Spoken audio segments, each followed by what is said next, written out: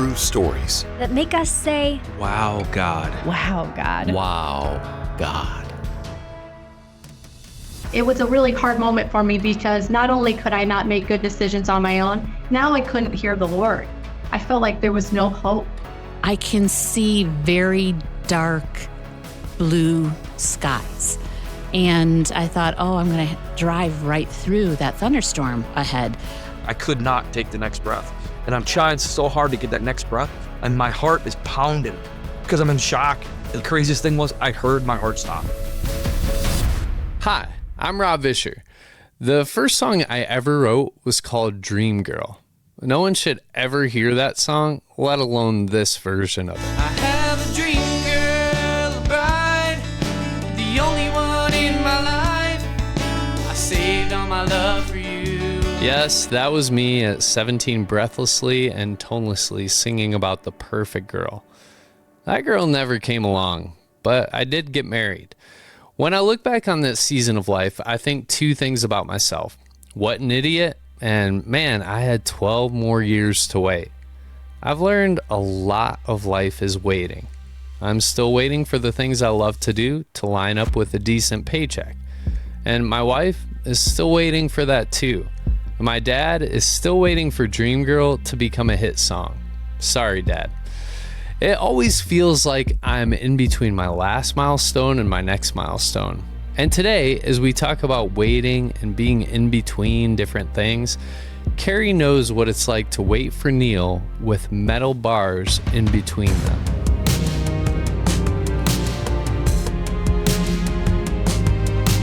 I grew up in a criminal family.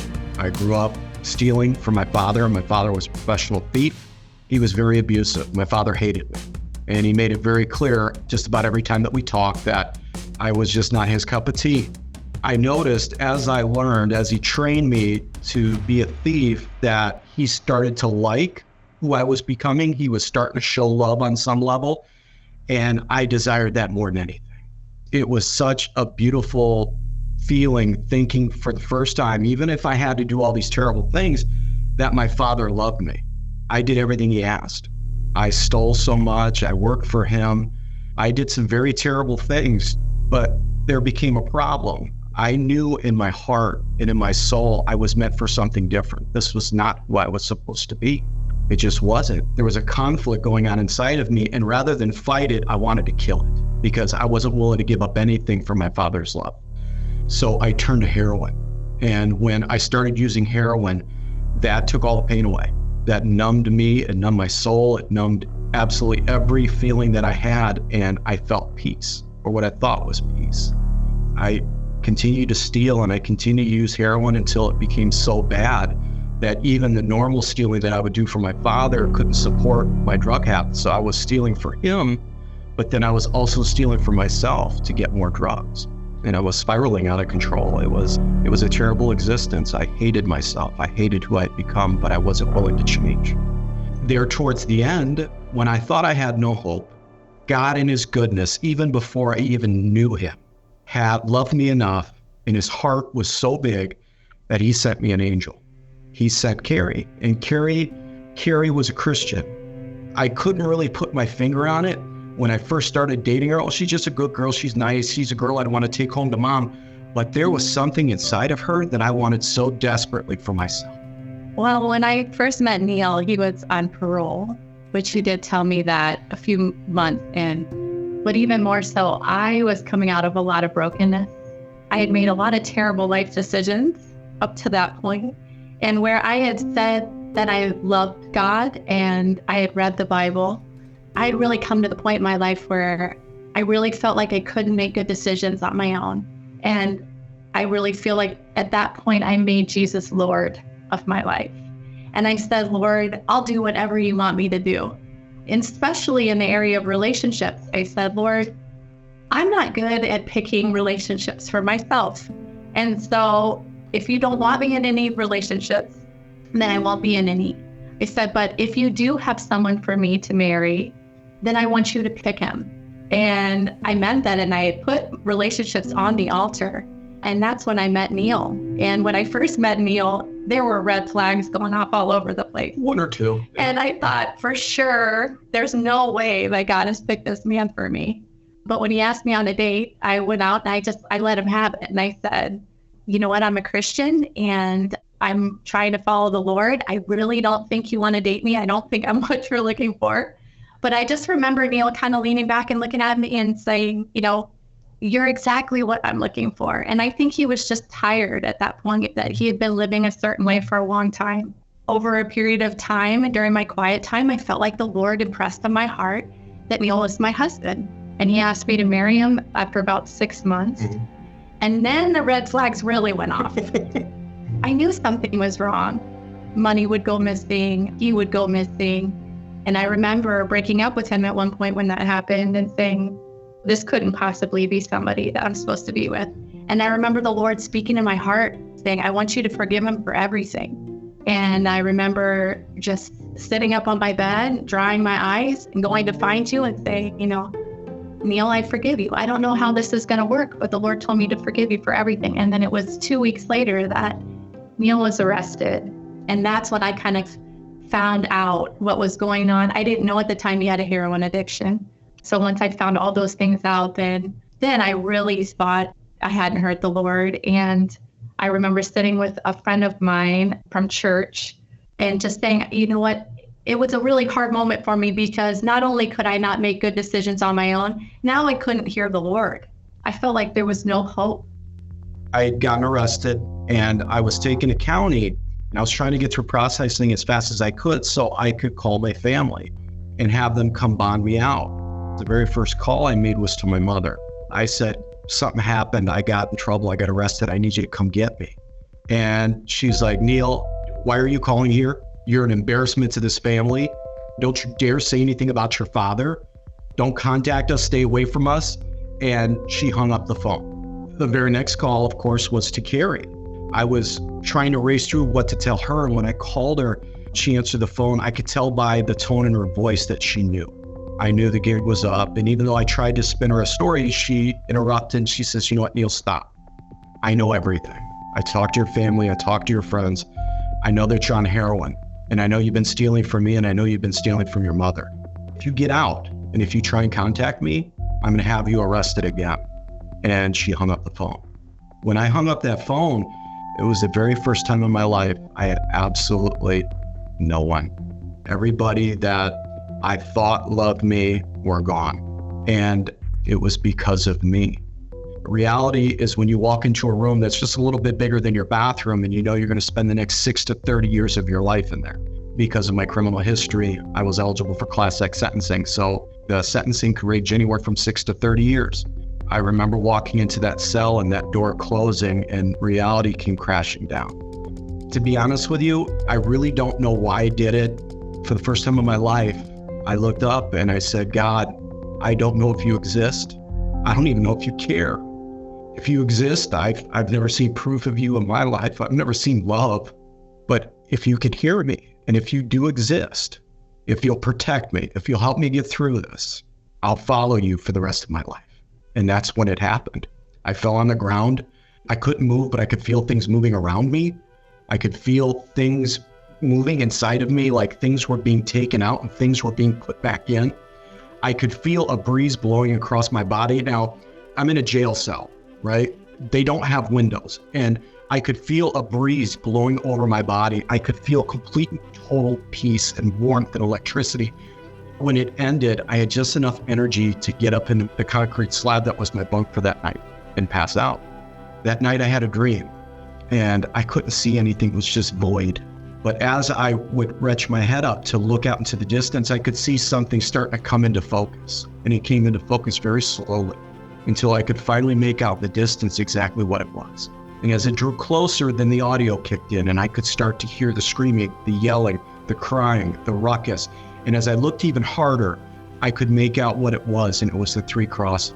And I could see on the 3 crosses the disciples pleading for mercy. I could see his family crying for mercy. I could hear the Roman soldiers singing songs and heckling Jesus. All of a sudden, his head fell and everything went dark and a gigantic wind blew across my body And I could hear the voice of God saying to me, now what would you do for me? Well, when I woke up the next day, everything had changed. All the brokenness inside of me, all the hurt, all the pain, all the anger was completely gone. I was ready to experience heroin withdrawal, which is one of the most miserable experiences any human being can go through. I was healed of that. I never went through withdrawal.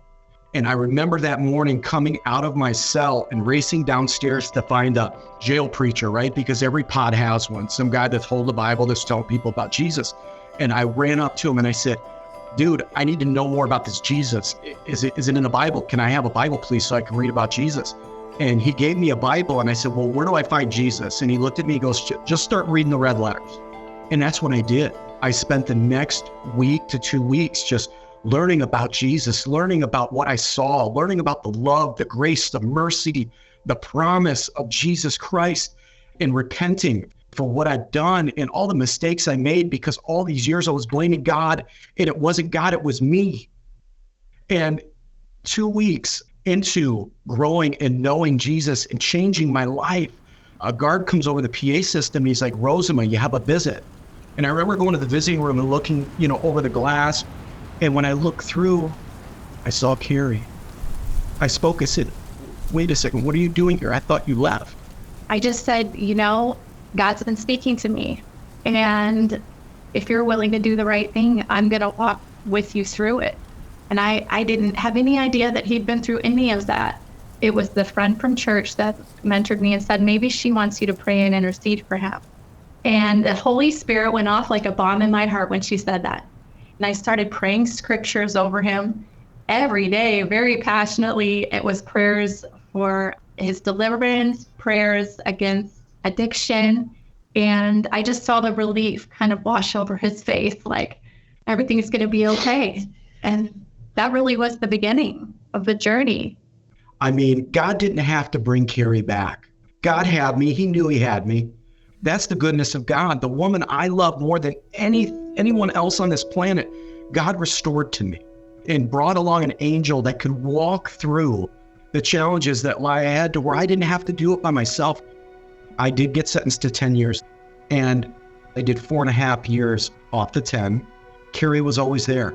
She never missed a visit. She always would write me letters.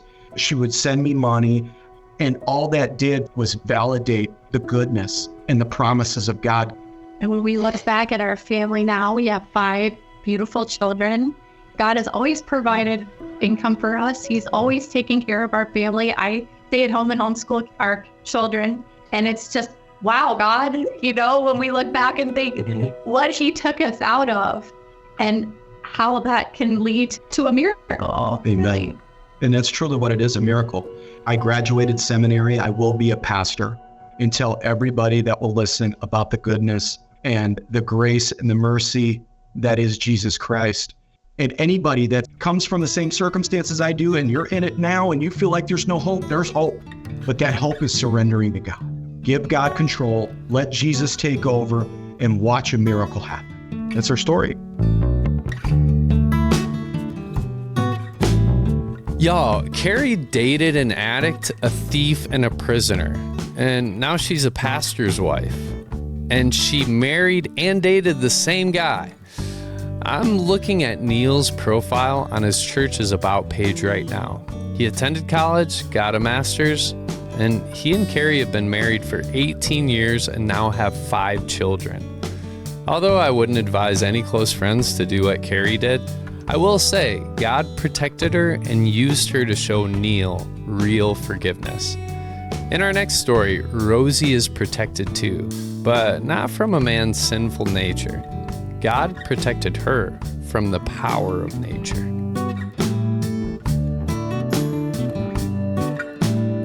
So the third week of June was horribly tornadic throughout the Midwest. I don't know how many tornadoes we saw in that week, but quite a few. And I was traveling at the time through Iowa. I left early on Wednesday with a prayer of a lot of people I had met, and that particular day looked really clear from Waterloo's perspective, and I'm traveling up through to Minnesota. So it's about 3.5 hours, 4 hours from there, and I'm traveling along, talking to my husband, and ahead of me, I can see very dark blue skies. And I thought, I'm going to drive right through that thunderstorm ahead. It is farmland as far as you can see. There's beautiful houses, very few towns, and I am the only car that I'm watching on these roads. I haven't met another car. And so to my left, I see the storms that I had originally would have been driving into, and they are now getting a dark blue black. And on my right, I see more storms, a different whole cell that were more in the dark green rolling clouds kind of storms, the thunderheads that you can see for miles up. And so I'm in between these two storm fronts with Highway 218 right ahead of me, and the only light that I can see on either side is right down 218. And the storms on each side were growing in size and in color and in velocity, I could tell. And yet in front of me was this beautiful pencil of light as far as I could see. And I am driving on it for 47 minutes. And so I kept on driving that in, and I got to Bloomington Prairie, which is a small town. And I knew at that point that was my first small town that I had hit of any size that I could get out.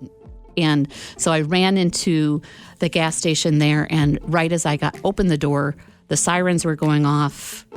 Tornadoes were sighted. The storm hit, those two storm fronts hit, and I was safe. I was in awe of God's provision because I knew why I was driving between those two storm fronts, that it was only by the hand of God and His power that I got to safety. Rosie was protected from two tornadoes by going in between two storms. But in our next story, Audrey needed protection from herself by going in between two other things.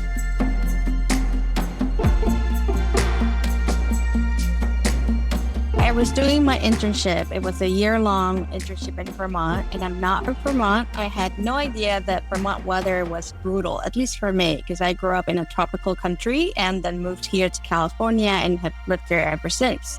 But my internship was there, so by the time winter time hit, the snow would be falling so rapidly that I remember going to work in the morning as well as going back to my apartment in the afternoon. I'd be crying hysterically because I was so afraid that my car would hit a patch of black ice. And again, not knowing how to drive in the snow, didn't know anybody in Vermont.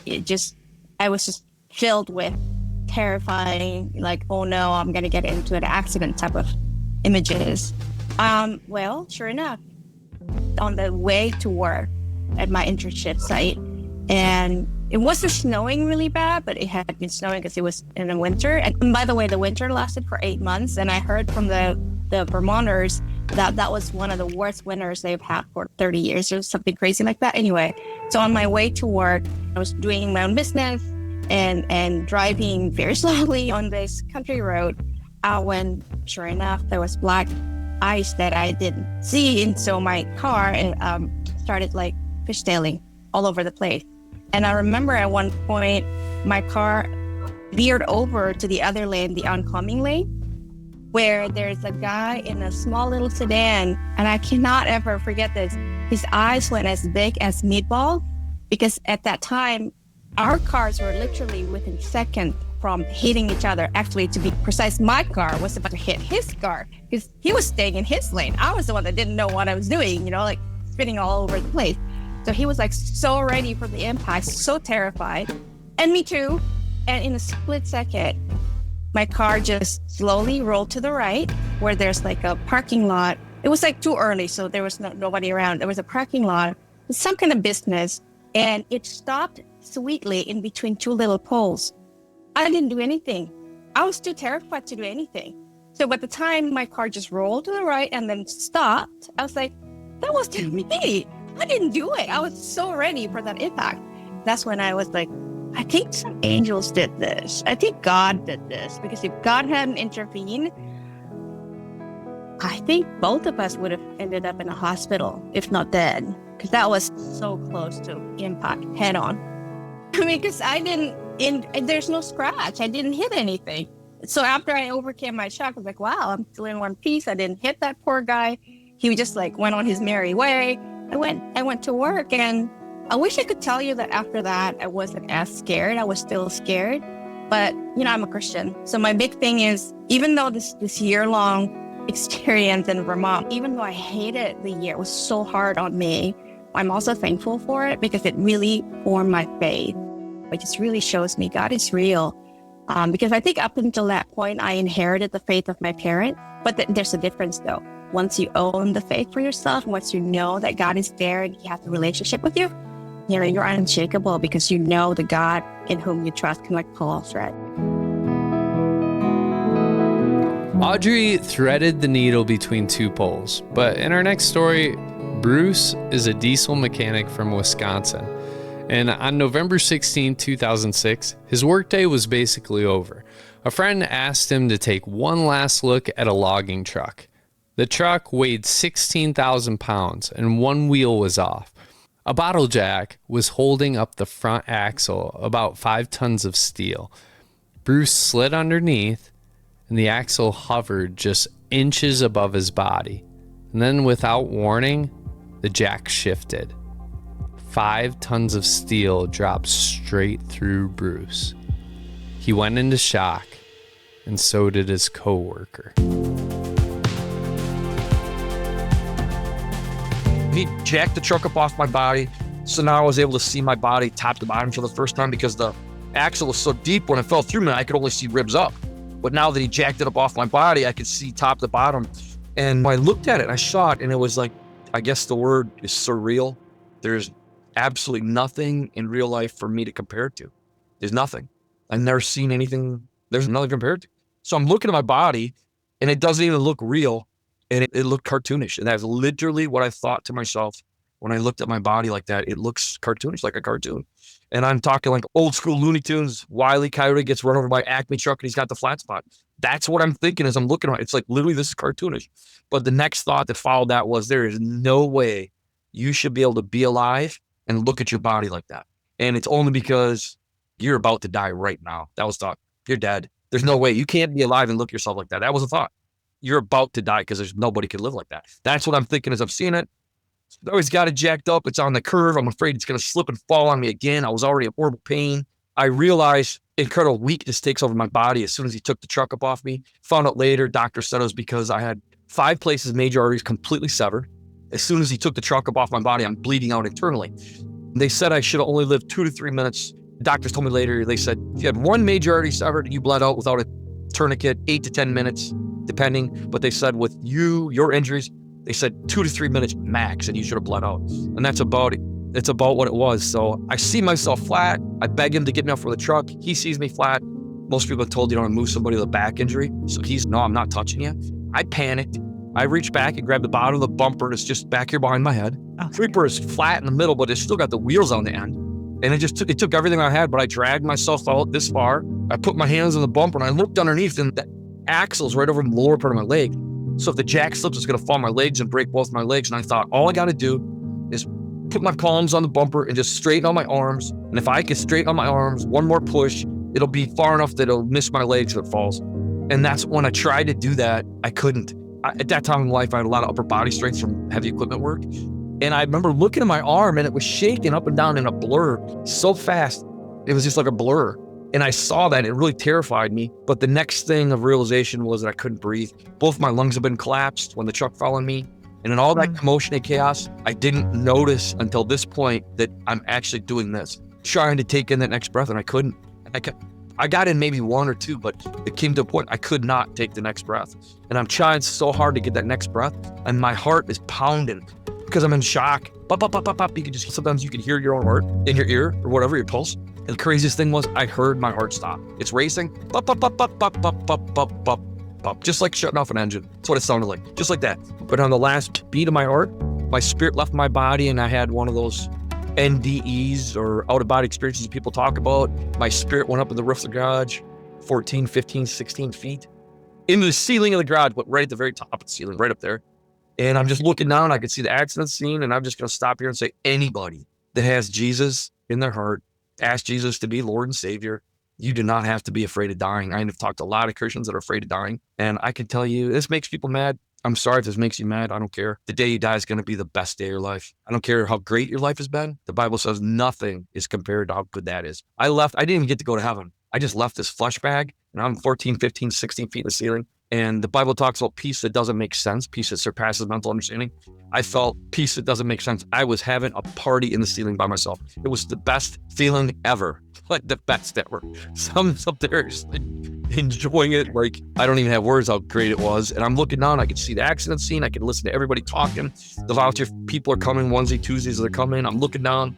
They're not going to do CPR because I have a massive chest injury, no heartbeat, no pulse. I'm under the truck. I don't even know it's me. I'm looking from above. I don't even know it's me. So I'm just up there having a party, looking down. I didn't know that was me. I'm listening to all the things. Leonard is above me. He's crying. He's running his fingers through my head. Just this much of me sticking up from the front of that truck. They didn't touch me. He's crying. He's saying stuff like this. I should be the one that's dead, not you. I'm sorry. Because he jacked it up. Now you say it's great.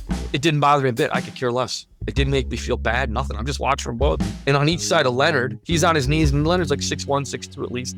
On each side of Leonard, also on their knees, just like him, was an angel, but their heads were like a couple feet taller, just based off of him. So I'm saying they're approximately 8 feet tall, based off of a little over 6 foot tall Leonard. The Bible mentions angels, like I've looked it up, 290 sometimes. Sometimes it mentions their white shining robes, and these two angels had white shining robes, emanating light.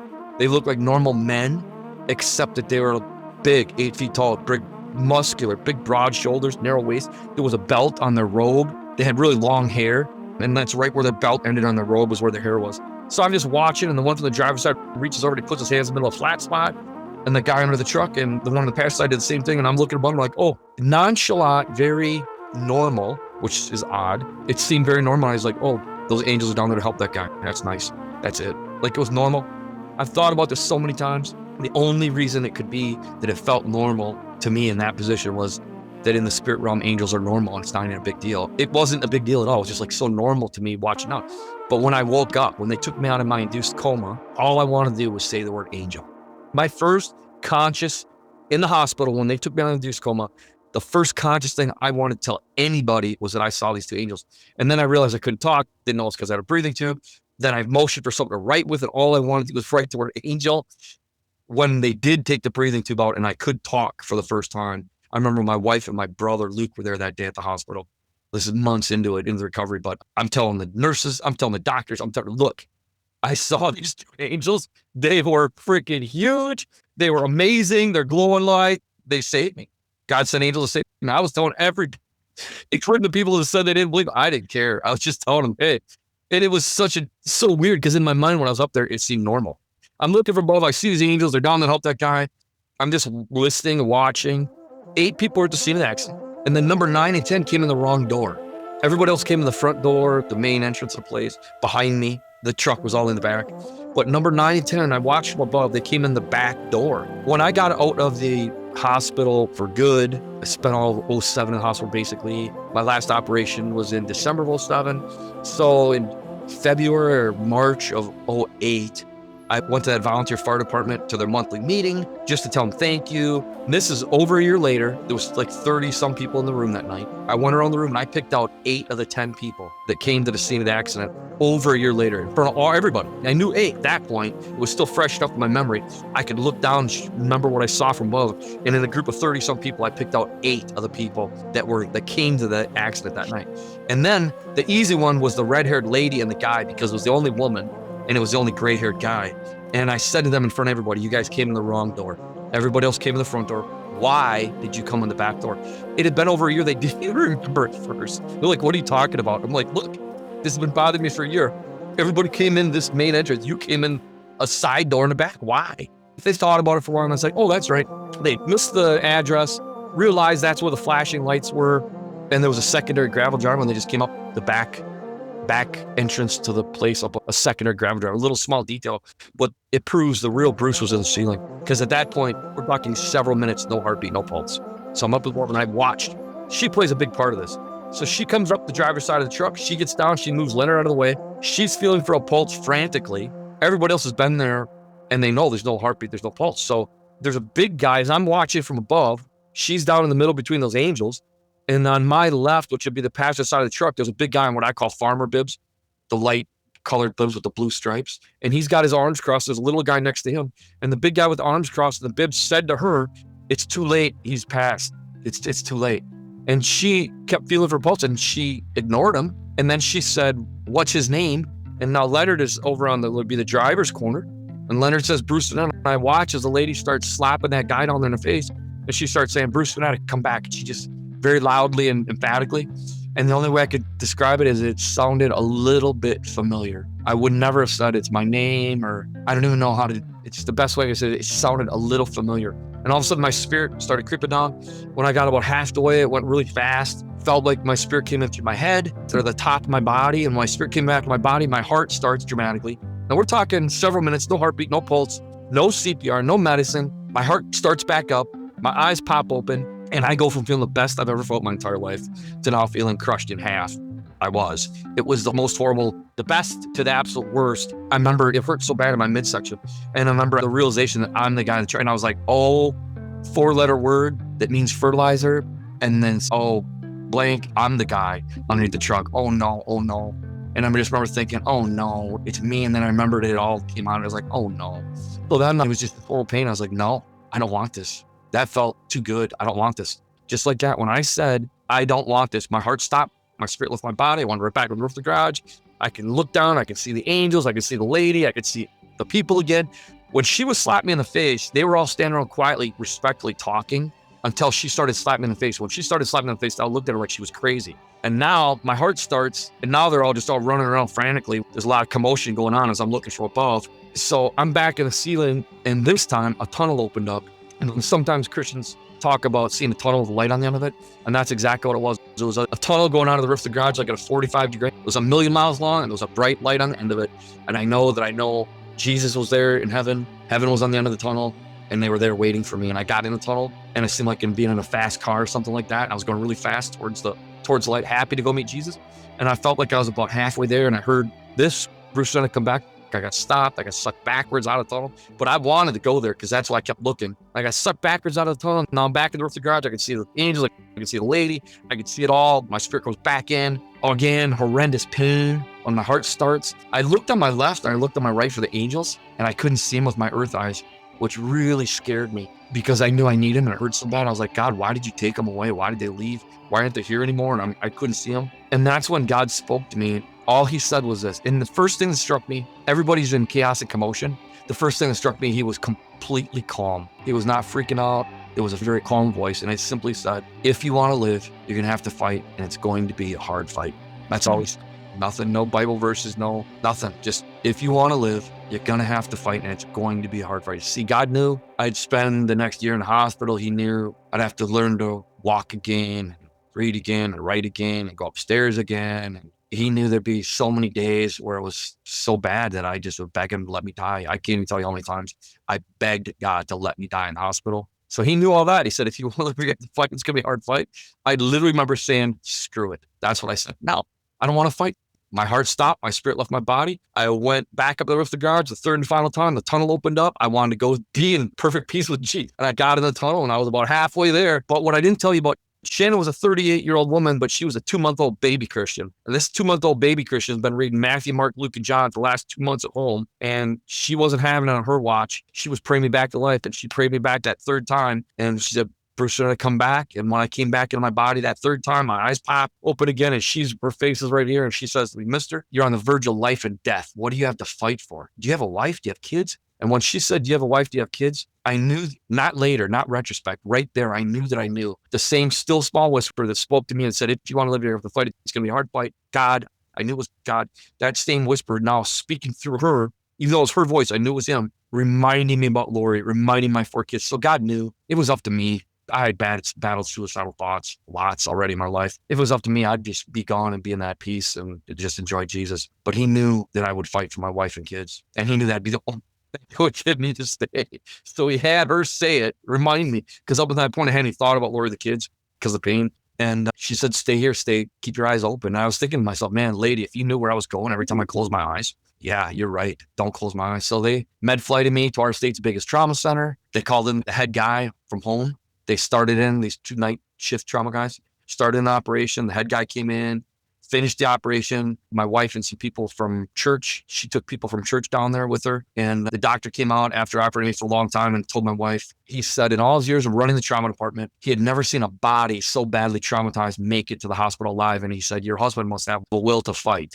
And she said, yes, my husband is a fighter. But he said, but I don't expect him to live through the hour. Most likely he's going to die in the next hour. He said, cross your fingers. And my wife, church lady, said, nope, we're not crossing our fingers. We're praying. And one of the other guys that was from the church heard the doctor say that he didn't expect to live for an hour. And so he came up with the idea and he said, every 30 minutes that Bruce is alive, let's give God thanks. So all night long, this little band of prayer warriors, every 30 minutes would get together and say, God, thank you for 30 more minutes of life. So the next morning, the doctor came in from home, shocked to find that I'm still alive. He had told my wife that I had all kinds of more surgeries that needed to be done. My wife said, go ahead, do them. He said, no way, he can't tolerate it. And I guess about noon that day, he came back there and checked on me again. And that's when my wife told him, look, we're praying. God's in control. Do the surgeries. And if he lives and if he doesn't, it's in God's hands.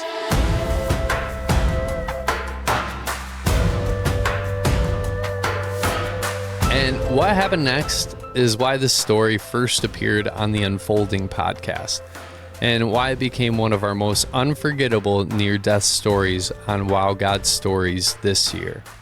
You can hear Bruce's full story on the Unfolding podcast. We've linked that episode in the show notes. Also, you can search the Unfolding Bruce Van. Again, search the Unfolding Bruce Van to hear the rest of a story that will definitely make you say, wow, God. And when I say wow, God, I mean the one true living God, the God of Abraham, Isaac, and Jacob. And even when I'm in between triumph and tragedy, he's the one who makes my heart say, Wow, God. Wow, God. Wow, God. My wow God story. I wanted to share a wow God moment. That's my wow God story. Praise God. And I'm so thankful to God for this wow God moment. So, thank you, God.